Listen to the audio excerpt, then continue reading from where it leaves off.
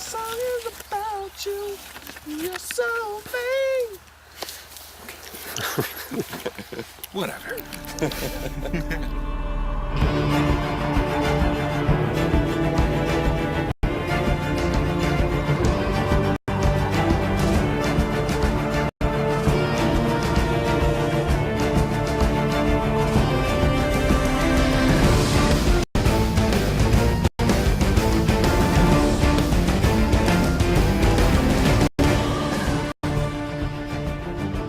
We are at the Edgecote Moor, or I guess it's called Danes Moor, by a bridge, which we actually have in the game.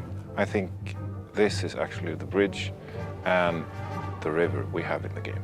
This is really out in the country, so we had to do kind of some Scooby-Doo mystery van traversing through, through the spooky countryside. Our odyssey through England is coming to an end. While we have visited several historical places to help us get our game War of the Roses as accurate as possible, it's time for a real challenge. Jousting in full plate armor.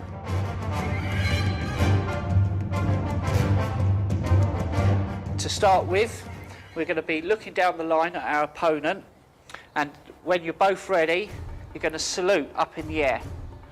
So just go for the salute, back down again, and then you're going to set off into canter, going in a straight line. So you set off into canter, left hand down holding the reins, couch under your arm, elbow tucked in, hand underneath, so you've got control of the lance.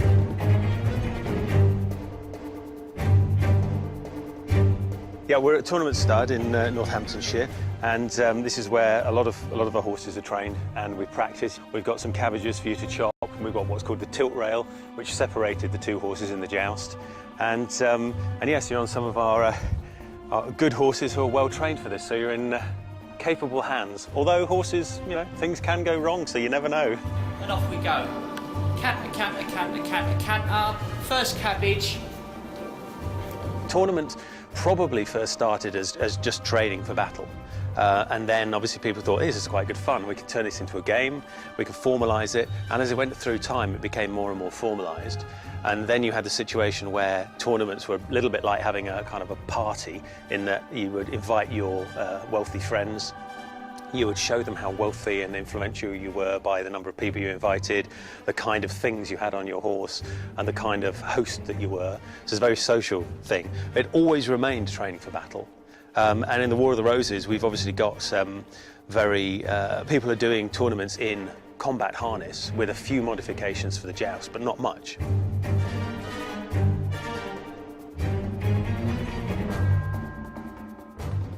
Follow the point of the sword, in. But during the Wars of the Roses, wasn't that quite a brutal time period where there was a lot less chivalry and maybe even a lot less ransoming? And from what we've read, a lot of lords, you know, they lost their life. If they got captured, it was, this is the end of the road. We're putting your head on a spike. Yeah, well, because it's a civil war, yeah, then kind of rules get changed. Yeah. You know, the rules of chivalry are an ideal to aspire to, but I would imagine that when it comes down to it, they kind of get forgotten quite a lot of the time.